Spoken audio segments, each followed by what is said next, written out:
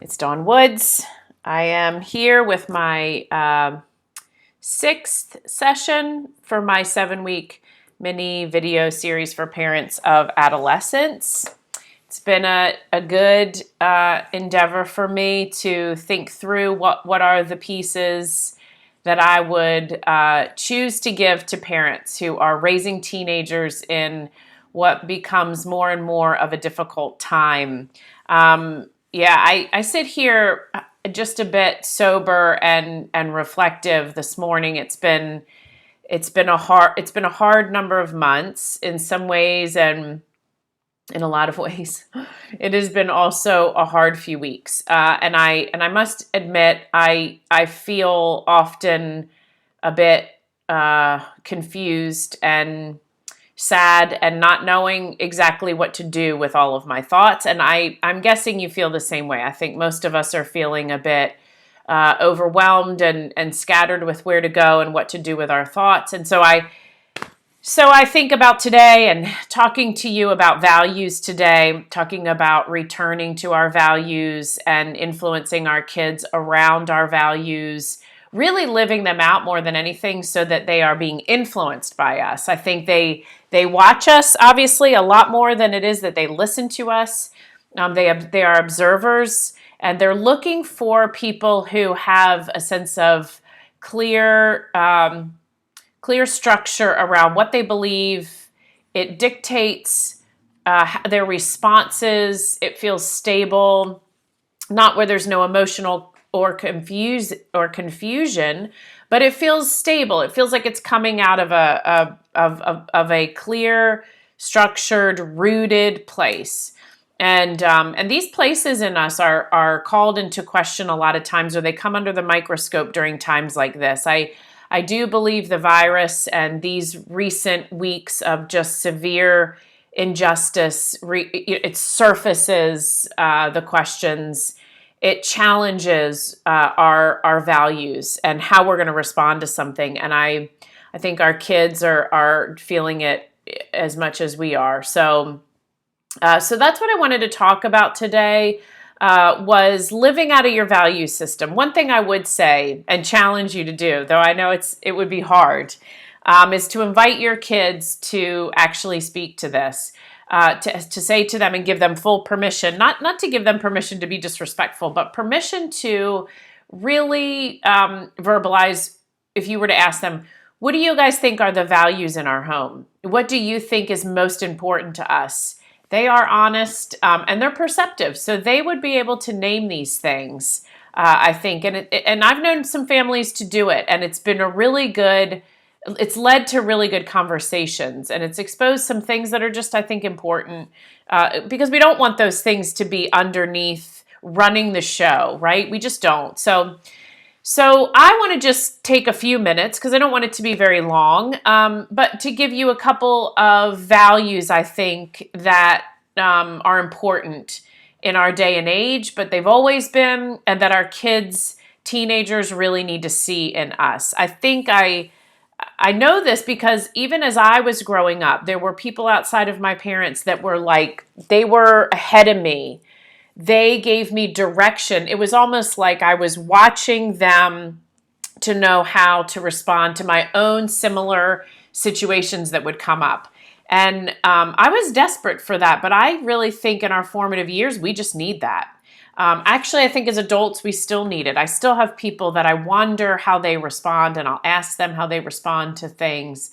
So it's a good thing. They watch us, they observe us, as I said. So let me say, first and foremost, every one of these things, I think, comes from a place of humility.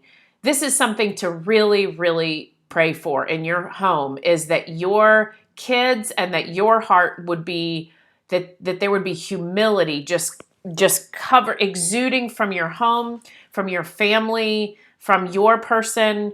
And that, I think, either whether that's where a chicken or the egg, I don't know where it starts. Does it start with humility, or do these qualities lead to humility? It probably doesn't even really matter. I'm just stressing that humility to me is probably one of the most stabilizing, appealing, I don't want to say useful, but helpful in navigating our lives. So I have to start with that because we live in a self-absorbed culture, a me culture. It's all about me. We blame shift, we compare, all of these things break down our humility. So, but from that, here are a couple others that I think I have noticed kids verbalize when they see it in their families and appreciate it, or when they don't. Generosity, which flows from humility. What is the purpose of our money? What is the purpose of why we make it, what we do with it? How do we disperse it? When do we keep it? What do we use it for? What is the, when you read certain about certain people's lives, you are often moved by generosity, I think, in the inspiring stories. Scripture speaks of it, that you've been given much to then care for the world. And it keeps us from holding it tightly and causing more anxiety and panic over finances when we have kind of open hands around it. But it is hard to live that way. But that's the first one I would say. The second one I would say is what my video was last week, admitting that we're wrong. Just being able to say, I'm sorry, I shouldn't have responded that way. I took this out on you. My stress kind of got the best of me. Or my pride, I feel defensive. I apologize. I think this is something to model out to our kids. It's something to expect from our kids. It builds humility. It builds integrity into our lives. So admitting that we're wrong. Circling back if we have to, after we've reflected a little bit.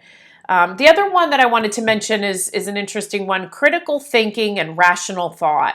I think this is just leaving our culture. We are not thinking people. We are followers. We don't stop. And if some kind of thought or some view or some thought I have, if I land there after evaluation and critical thinking and the influence of some others to back it up or to affirm it or not, sometimes I will land in a minority if I think this way. And we're afraid to. So I would say, when you look at the trends, and I don't mean the present couple weeks, although that reveals some of it too in different ways. I'm talking about the philosophy of me first, the philosophy of every single desire I have should be fulfilled. Or I made this money, therefore it's mine to do it. Like, being able to break down some of those thoughts and to put them under the microscope and look at them and see how they break down, to be thoughtful people instead of reactionary people. This is a really important quality. And I think, again, it's missing. So how well do we do with that? The other one I wanted to mention, again, kind of a lost art today, I could do a whole talk just on this, is good listening skills, to be able to stop, to listen, especially with our kids. I would say this was the number one thing they brought up. When I asked them anonymously to say, what is one thing, if you could say anything to your parents, what is one thing? This was the overarching one, that my parents would listen. We are quick to give our instruction, right? And there's places for that.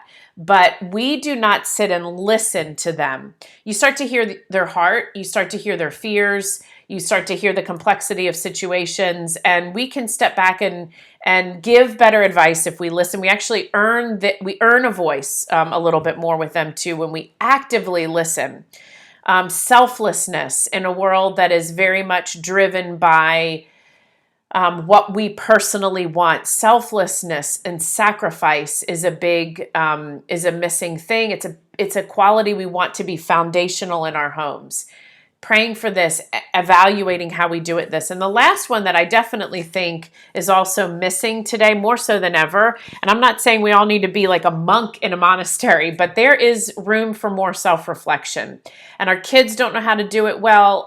We're so distracted, for one, but we're on our phones. We're unable to focus. We're unable to be still.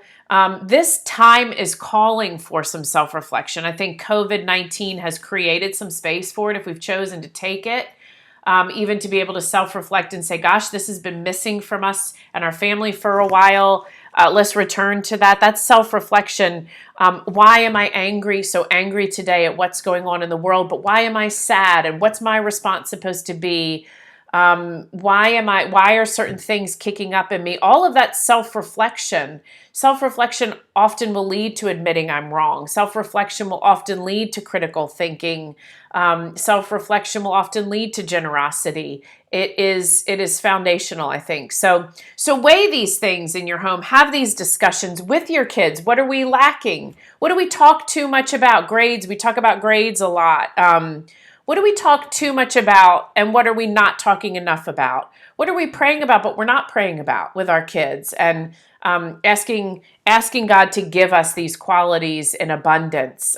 They're essentially the fruits of the Spirit. So I know I went a little bit over what is normally the time I like to stick with, but this is an important one to me. I would encourage you to sit with it and reflect on it some, especially during these times. But thank you for joining me. If there's any way that I can help further some discussions for you or navigate some complex situations for you, please look me up on Facebook or on my website, dawnpoulterer-woods.com. Please look me up and reach out. These are the discussions I love to process with families. This is what I do for my job.